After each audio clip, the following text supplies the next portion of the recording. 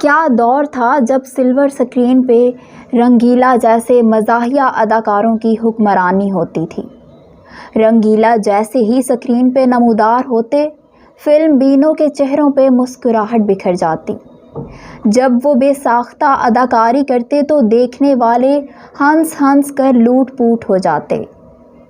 24 मई को उन्हें मदाहों से बिछड़े 17 साल हो जाएंगे, लेकिन हकीकत ये है कि उन जैसा कोई दूसरा नहीं आया।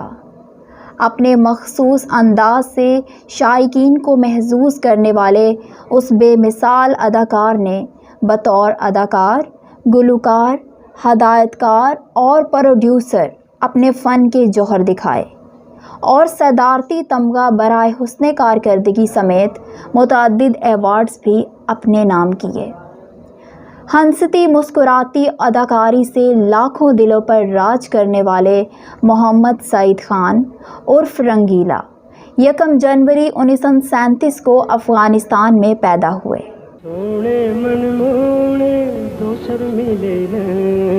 दूर दूर रह के मैनू कर दे बेचे, दूर दूर रह के मैनू कर दे बेचे।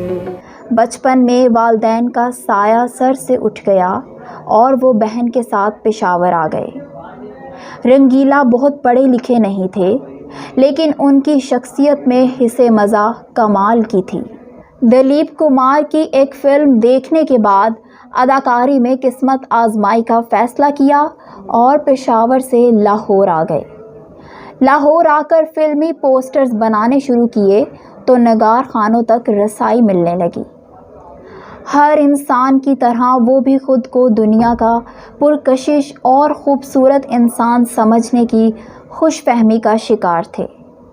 इसलिए मज़ीद दिलकश नज़र आने के लिए तनसाजी का आगाज़ किया। जिस दी खातर कन पुरवाए रंग कड़ा ले अकाड़ा, हाय जिस दी खातर कन पुरवाए रंग कड़ा ले अकाड़ा, ऐ होई नहीं मनदी मैनू करवा। लेकिन यहाँ वो मजाक बन कर ही रह गए। तनसाजी के मुकाबले में शिरकत करने स्टेज पर आए, बॉडी बिल्डिंग के पोज दिए तो हाजिरीन की हंसी बंद ही ना हुई। बस यही वो लम्हा था जब रंगीला ने फिल्मों में काम करने की लगन और जुस्तजू को और ज़्यादा तेज़ कर दिया। ये मिठाइयां खाने जितने दाना तनी फसाया है मने के कोई सानू भी फल लब दे। ओ तेनू फल दी की लोड़? क्यों? तेरा अपना सरदे वर्गा मुंह है। उनका ना के रे ना यार उधर रखना है क्यों कल जमी। और हीरो बनने की बजाय कॉमेडियन के तौर पर अपनी पहचान बनाने का फैसला किया और फिर अपना फिल्मी नाम रंगीला ही मुंतखब किया। रिलीज़ के एतबार से 1957 की उर्दू फिल्म दाता उनकी पहली फिल्म बताई जाती है। शायकीन ने रंगीला को इसी साल मशहूर ज़माना नगमाती फिल्म नूरा में पहली बार एक छोटे से किरदार में देखा था। इब्तदाई दौर में रंगीला को नज़र, ज़रीफ़ और आसिफ जाह जैसे टॉप क्लास मज़ाहिया अदाकारों के मुकाबले में पजीराई नहीं मिली। आज मेरे दिल दे तार सतरंगी बेड़ी डूब गई विचकार, टूट गए आज मेरे दिल। और वो एक अरसा तक जदोजहद करते रहे। 1963 की फिल्मों चूड़ियाँ और मौज मेला तक वो छोटे मोटे किरदारों में नज़र आते रहे, लेकिन उससे अगले साल की फिल्म गहरा दाग में रंगीला को पहली बार कोई अहम किरदार मिला था। बेशतर फिल्मों में कामयाबी के बाद फिर ज़वाल का दौर भी आया तो रंगीला फिर से आम कॉमेडी किरदारों में नज़र आने लगे।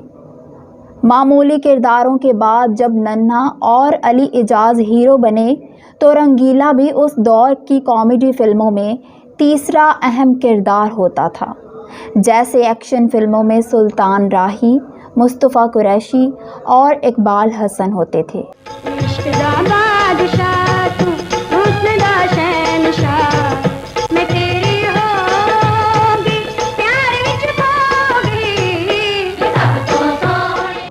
उस दौर की एक फिल्म में रंगीला का नाम भाई होता है और वो बड़ी उम्र में भी कवारा ही होता है। पूछने पर कि उसने शादी क्यों नहीं की तो जवाब होता है, जिससे बात चलती है वो भाई कह देती है, इसलिए शादी नहीं हो सकती। फिल्म हीरो में रंगीला रैम्बो को फिल्मी दुनिया में ज़िंदगी गुजारने के ढंग बताता नजर आता है। एक तो सूरत प्यारी, उस पर साल सोल वाला का, जैसे सोने पर सोहागा। अल्लाह खैर करे, हो अल्लाह खैर करे। रंगीला को आम तौर पर फिल्मों में दीगर अदाकारों से अच्छी खासी मार पड़ती रही है और अक्सर व बेशतर घोड़े, खच्चर या गधे के मुंह वाले कहकर तमस्खर उड़ाया जाता था। ऐसे ही किसी फिल्म में रंगीला से पूछा जाता है कि उसकी इतनी बेइज्जती होती है तो वो ये सब कुछ कैसे बर्दाश्त कर लेता है, तो रंगीला का क्या खूबसूरत जवाब होता है कि ये तो अपनी अपनी बर्दाश्त की बात है। रंगीला बिलाशुबा एक अजीम तरीन और अहदसास फ़नकार था जिसे हमेशा याद रखा जाएगा। उसके मज़ाहिया किरदारों का जिक्र करने के लिए एक उम्र दरकार है।